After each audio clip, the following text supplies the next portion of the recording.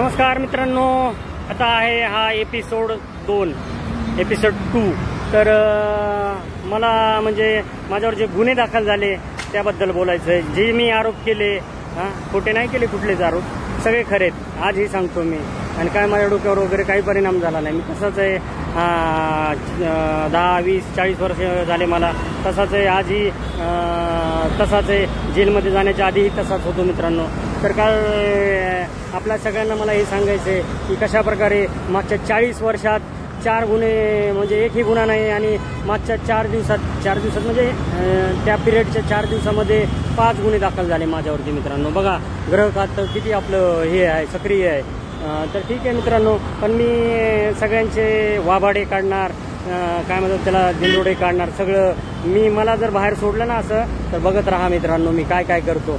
आणि यांनी ना रडीचा डाव खेळू नये, असे खोटे गुन्हे दाखल करून आत टाकणं, इन्क्वायरी लावणं, मोका लावणं वगैरे। आता तर ते चाललंय म्हणे त्यांचं, मोका बिका, अँटी करप्शन, काय करायचं ते करा। काय 302 तरी लावणार नाहीत ना, त्याच्यासाठी एखादी जीव तर पाहिजे 302 लावायला।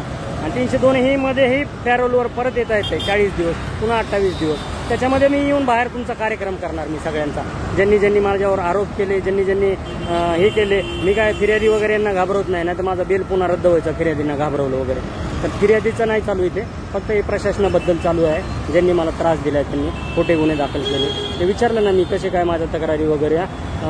तर ते यांनी काय म्हणले, त्यांचं काय याचं। आणि धनंजय मुंडेचं एक चव्हाण म्हणून पत्रकार आहे टॉप न्यूज मराठीचे, तर त्यांनी खूप छान त्यांचे कपडे फाडलेले आहेत त्या व्हिडिओमध्ये। बघा 20 मिनिटाचा व्हिडिओ आहे मित्रांनो तो, छान। आणि आमचे लातूरचे रत्नाकर आवसेकर आहेत, ते पण खूप छान व्हिडिओ बनवतात, खूप दिवसापासून बनवतात। मी आज नाही, म्हणजे मागचे 2-3 वर्ष आवाजाचा बादशाह आहे तो, 2-3 वर्षापासून त्यांना व्हिडिओ वगैरे बघतो आणि त्यांना ओळखतो मी मागच्या 10 वर्षापासून। तो माणूस खूप प्रामाणिक आहे, कारण जर त्यांनी ठरवलं असतं की म्हणजे की लातूर जिल्ह्यात काय, तर ते विलासराव देशमुखांसारखा जिल्हा होता लातूरचा, तर ते खूप पुढे गेले असते मुंबईत किंवा कुठेही, पैशाने पण ते खूप श्रीमंत झाले असते। पण खूप प्रामाणिक माणूस आहे तो, इमाने इतबारे आपले न्यूज यूट्यूब चालवणे आणि आपलं गुजारा करणं। त्यांचे व्हिडिओ बघा मित्रांनो, ते काय त्यांनी माझी स्तुती वगैरे केली म्हणून नाही, ते स्तुती तर माझे हजारो व्हिडिओ बनवलेत, आणि शिवाय बी मला हजारो व्हिडिओमध्ये आलेले आहेत। तर तो भाग नाही। आणि मित्रांनो दुसरं ते मला सांगायचं होतं, सुधीर चौधरी,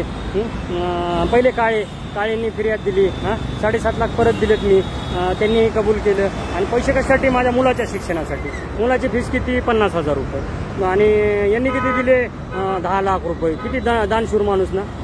आणि परत काय म्हणतात त्याला, तारीख पण बघा ना, 19 तारीख आहे, ते चुकून 21 झालं त्या दिवशी माझ्या ह्याच्यात। आता मी ते प्रिंट पण डायरेक्ट मी व्हिडिओमध्ये दाखवतो।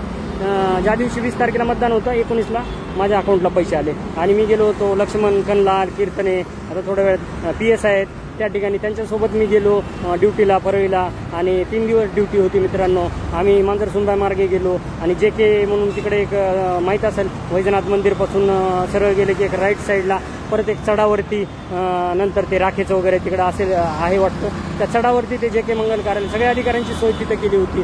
किती खोटं बोलतं प्रशासन। आणि एक आम्हाला थप्पा देतात नाही का, आय कार्ड देतात ना आम्हाला, परळी विधानसभा मतदारसंघ, आणि बंदोबस्त अधिकारी यांचे नाव वगैरे, आणि पुन्हा स्टेशन डायरी असते, सगळं मिळवलंय मी ते। की कुठं जरी असलं ना, पोलीस मला मदतच करणार आहेत, कारण मी कधीही पोलिसांबद्दल, त्या फॅमिलीमधून आहे मी, तर मी ते पोलिसांबद्दल कधी वाईट बोलतच नाही। माझा लढा हा वरिष्ठांशी, लक्षात ठेवा। तर ते सगळं मिळवलं। आता मी स्टेशन डायरीची एंट्री मिळवली मी, दोन्ही पण। एक कंट्रोलला एंट्री होती 18 तारखेला, आणि एक सायबर पोलीस स्टेशनलाही एंट्री होती, 2-3 तासाचा फरक आहे। सगळं मिळवलं, सगळे पुरावे मी देणार ना ते मला बोलवल्यानंतर। आणि 15 मिनिट थांबा, एक ऑर्डर टाकतो, म्हणजे त्या ठिकाणी गेलेली वगैरे एखादीच टाकतो, म्हणजे काय सगळे पुरावे एकदा दाखवले ना, ते काहीतरी अजून तिकडे उलटं सिलटं करतील। म्हणजे जर स्टेशन डायरी दाखवली तर ते नवीन बनवता येते ना कंट्रोलला, तर असं काहीतरी करतील। त्यामुळे मी आता पुरावे सगळे एकदाच दाखवणार नाही, सगळं एकदाच नाही करायचं, आता टप्प्याटप्प्यानं कार्यक्रम करायचे। आणि दुसरी गोष्ट, ते सुधीर चौधरी, त्यांनी आईच्या उपचारासाठी 6 लाख रुपये दिले। किती दानशूर माणूस तो, पण मित्र होता माझा। आणि मराठा समाजाचा फिर्यादी का पकडला, तर ... जोडा तुम्ही। तर सुधीर छगन चौधरी, मला वाटतं छगनचा पोरगा आहे तो, म्हणजे छगन सगळे असेच आहेत। नाहीतर ते अजून गुन्हा दाखल करतील बाबा. छगन चांगले आहेत सगळे महाराष्ट्रात. ठीक आहे. तर काय म्हणतात त्याला 6 लाख रुपये दिले त्या पट्ट्याने आणि 1 वर्ष थांबला. मराठा समाजाचा माणूस 1 वर्ष थांबतो का? मागितले नाही काय नाही, डायरेक्ट FIR 6 लाखाचा. आणि काय तर कोणाच्या विविध नंबरवर मारले आणि कॅश दिली.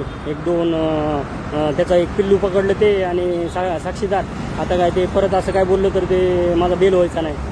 ते म्हणजे त्यांच्यावर काय दबाव आणत नाही या व्हिडिओमध्ये. त्यांनी त्यांचं काम करावं, मी कोणावर दबाव आणत नाही. मी कायदेशीर व्हिडिओ आणि फक्त मी दाद मागणार आहे न्यायालयामध्ये.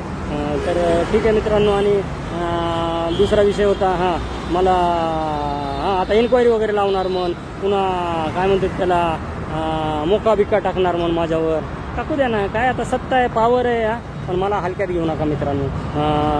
मी भारी आहे, मी भारी नाही, मी लय भारी आहे. लातूरचं पिल्लू आहे, लक्षात ठेवा. हे ना सगळ्यांना जड जाणार आहे, लक्षात ठेवा.